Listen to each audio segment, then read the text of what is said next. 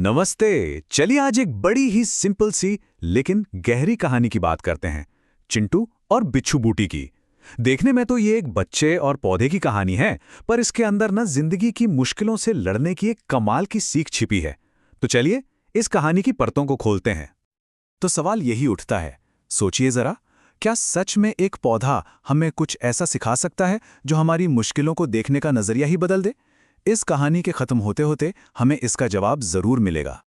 तो कहानी शुरू होती है हमारे मेन कैरेक्टर चिंटू से, एक ऐसा बच्चा जो बहुत ही जिज्ञासु है, एडवेंचर से भरा हुआ है और हमेशा अपने हरे भरे गांव को एक्सप्लोर करने में लगा रहता है। तो होता यूं है कि चिंटू, जैसा कि बच्चे होते हैं, एकदम चंचल, एक बहुत ही सुंदर सी तितली के पीछे पीछे भागते हुए एक बड़े से मैदान में पहुंच जाता है। वो तो बस उस तितली की धुन में मगन था, उसे आसपास का कोई होश ही नहीं था। और बस इसी भागादौड़ी में उसका हाथ गलती से एक पौधे से जा टकराता है। और ये कोई ऐसा वैसा पौधा नहीं था, ये थी बिच्छू बूटी, जो अपने डंक मारने वाले नेचर के लिए जानी जाती है। अब देखिए, एक बच्चे के लिए तो ये बस एक पौधे को छूने जैसा था, है ना? लेकिन इस छोटे से अनजाने टच का जो असर होने वाला था, वो बहुत ही, कह सकते हैं, दर्दनाक था। और जैसे ही उसने छुआ, बस एक तेज जलन, एक चुभन, जैसे आग लग गई हो, पूरे हाथ में फैल गई। चिंटू जोर से चीखा और रोते रोते सीधा घर भागा। जाहिर है, बहुत डर गया था वो। और बस यहीं से कहानी में आता है एक टर्निंग पॉइंट। सीन में एंट्री होती है चिंटू की माँ सुनीता की, जो उसे सिर्फ चुप नहीं कराती, बल्कि जिंदगी को देखने का एक नया नजरिया देती हैं।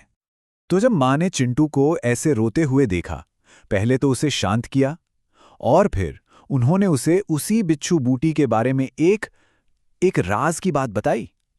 एक ऐसी बात जो चिंटू की पूरी सोच बदलने वाली थी। उनकी मां ने क्या कहा, जरा ध्यान से सुने।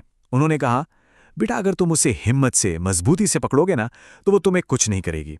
असल में तुम्हारा डर, तुम्हारी झिझक ही उसे डंक मारने की ताकत देती है। मतलब असली प्रॉब्लम पौधा नहीं था, असली प्रॉब्लम थी उसे छूने का तरीका। प्रॉब्लम थी डर और झिझक, और इसका सल्यूशन हिम्मत और पक्का इरादा।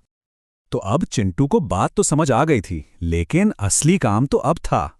क्या वो इस सीख को असलियत में आजमा पाएगा? क्या वो अपने डर से जीत पाएगा? मां की बातों ने चिंटू में एक नई हिम्मत भर दी थी, और अगले ही दिन वो वापस उसी मैदान में गया। पर इस बार वो किसी तितली के पीछे नहीं भाग रहा था। वो जानबूझकर उस पौधे का, उस चैलेंज का सामना करने गया था। और नतीजा?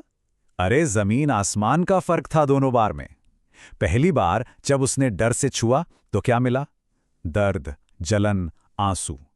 लेकिन दूसरी बार जब उसने हिम्मत से छुआ तो जानते हैं क्या हुआ? वो पौधा एक मामूली घास जैसा लगा, और चिंटू को महसूस हुआ कंट्रोल, एक नया कॉन्फिडेंस। तो चिंटू का ये जो एक्सपीरियंस था ना, ये सिर्फ एक पौधे के बारे में नहीं था।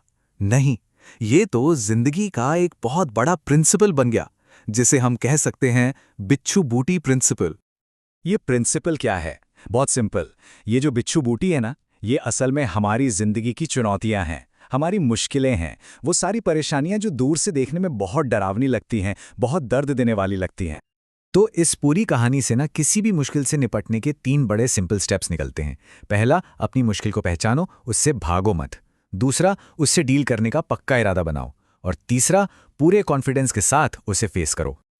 और आखिर में जो सबसे बड़ी सीख है, वो ये है कि सब कुछ नजरिए का खेल है, एटीट्यूड का खेल है। जैसे ही हम अपनी मुश्किलों का सामना हिम्मत से करते हैं ना, उनका जो कंट्रोल हमारे ऊपर होता है वो खत्म हो जाता है, डर अपने आप गायब हो जाता है। तो अब ये सोचने वाली बात है कि हर किसी की जिंदगी में ऐसी कौन सी बिच्छू बूटी है? वो क्या चीज़ है जिससे डर लगता है, झिझक होती है, और क्या ये कहानी हमें उसका सामना करने की हिम्मत दे सकती है? इस पर ज़रूर सोचिएगा।